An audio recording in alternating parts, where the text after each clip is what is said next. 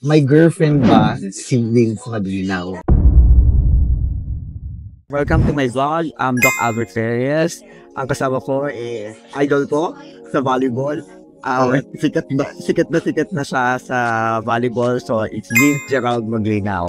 Hi guys. Welcome to his vlog.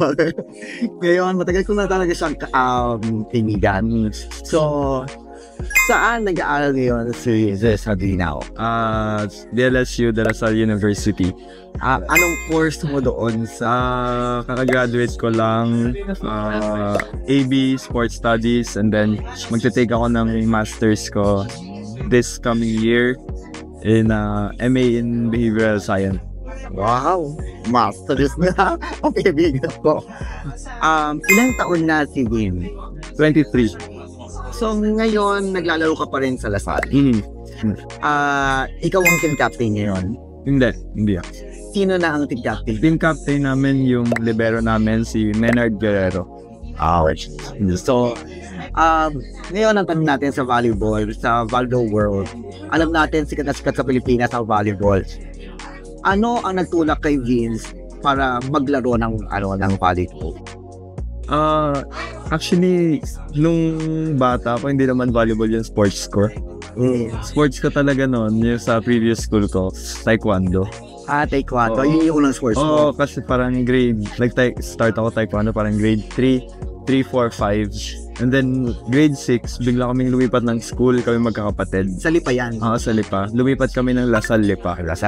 And then, nung paglipat ko doon, meron akong teammate, yung kaklase ko, hindi ko alam na volleyball player siya. Tapos, inaya niya ako maglaro. Anong grade yan? Grade 6. So 13 years old, mga 12. Mga 12. Inaya niya ako, tinanong lang niya kung gusto ko mag-volleyball. Akala ko nun, parang maglalaro lang talaga sa labas. So sabi ko, sige, laro tayo. Yun pala, training. Alam mo ba, after the first day ng training, kinabukasan, hindi ako bumalik. Pero, ngayon, volleyball ka pa rin. So, paano ka nakabalik sa volleyball? Noong una parang, syempre, ang hirap ng training. Mahirap yung train na puro takbo, ganyan, tas ang init. Parang ayoko nun. Pero, may mga nakilala na ako dun sa team, parang naging close ko, tas naglalaro kami. So yun, parang nagustuhan ko na yung sport. Minahal ko yung sports. Pero di ba sa volleyball, alam natin hindi lang puro saya, hindi lang mahirap. Ano yung pinaka-memorable mo na laro sa buong career mo? Siguro yung first year AP game. First year AP game. So hindi yung katulad ng palaro pambansa. Siguro yung high school, way back high school. Syempre yung palarong pambansa. Kasi syempre dito sa Pilipinas, di ba, sobrang big deal yung palarong pambansa. Ayun, nung nakapaglaro ang palarong pambansa, champion kami noon. Yan, kasama ako si Owa Retamar. Yan, teammate ko siya noon, champion kami. Ngayon, ang plan mo, dahil tapos ka na, maglalaro ka pa rin ba under Lasal? Kasi may master, so may additional years ka pa. So, tingin mo makakapaglaro ka pa or may ibang career ka na...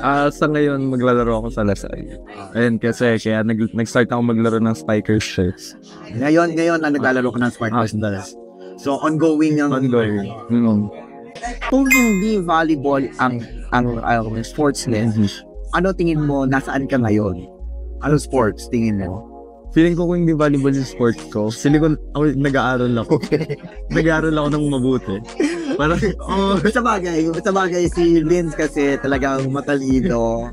Kasi parang before, naisip ko na hindi ko naman naisip talaga na mag-volleyball ng college. Kumbaga, hindi ko nakita yung sarili ko na mag-volleyball ng college.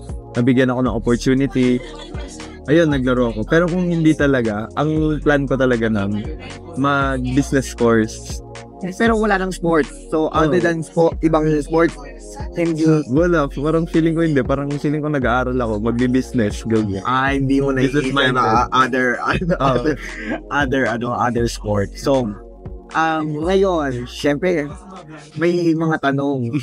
ang mga I think fans or mga kaibigan mo, ganyan. Siyempre, ang kaibigan natin yummy. May isang tanong sila, May girlfriend ba si Vince Maglinaw? May Wala po. ilang years, ilang months na nawala? Hindi ko naalam kasi ako nagbibilang. Basta wala. Bakit wala? Yung huli nag-break. Nag-break Ito ba yung parang choice? siguro choice na rin to go separate ways. Pero For growth. Good. Meron ba ngayon nagpapatibok ng puso ni Vince? Yung volleyball. Balik mo.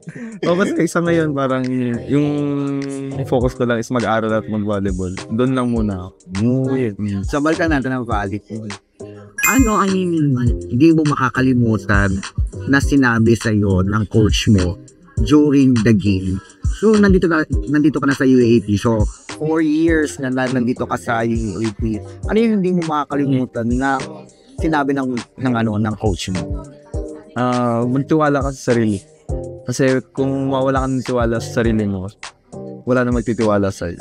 So, bagay number 1 trust. Yun talaga eh. Kasi pag buo yung tiwala mo sa sarili mo, parang feeling mo lahat kahit alam mo, kahit hindi ka magaling. Minsan may mga ganung bagay na kahit hindi ka magaling, kahit hindi ka sobrang galing sa bagay na yun. Pero pag buo yung loob mo, buo yung tiwala mo, iba yung nagagawa sa'yo. Ano ang natutunan mo sa volleyball na kaya mong ikapit sa everyday life? Lahat ng bagay na nagagawa ng paraan. Lahat. Nadadaan sa sipag, sa tiyaga. Kasi walang overnight.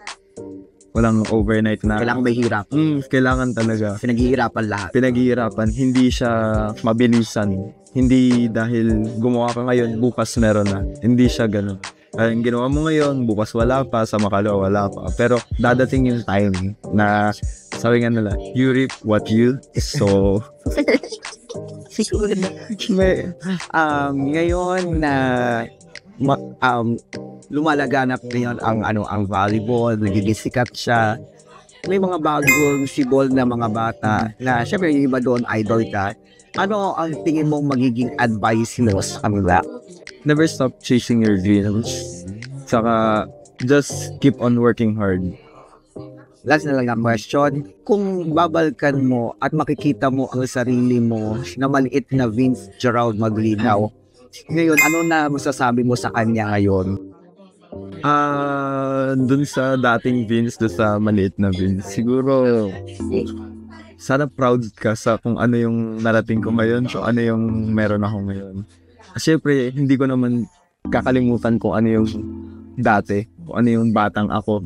Dala-dala ko yun hanggang ngayon kasi yun yung parang inspiration ko to be a better Vince, yung younger Vince and yung older Vince. Siyempre, before tayo magtapos, talaga nagpapasalamat kami kay Vince Gerald Maglinaw, kaibigan natin. Siyempre, idol sa volleyball. Dati kasi, suplado. Nung nakilala ko. Suplado yan. Hindi ko alam na gano'n pala siya kasikat sa volleyball. Pero nung time na yun, naging kaibigan ko siya, magkaiba pala yung mundo namin. Kasi siya sa volleyball, ako sa badminton. Pero nag-jive kami hanggang talagang nagkukwentuhan. Hanggang ngayon, may contact. Yung respeto nandun pa rin. Kasi mas matanda ako sa kanya. Maraming salamat na talagang sinamahan mo ko sa vlog. Siyempre naman. Ano nga, gagawa tayo ng paraan dyan. Nahanap tayo ng oras. Kahit mahirap, di ba? Kahit mahirap. Thank you.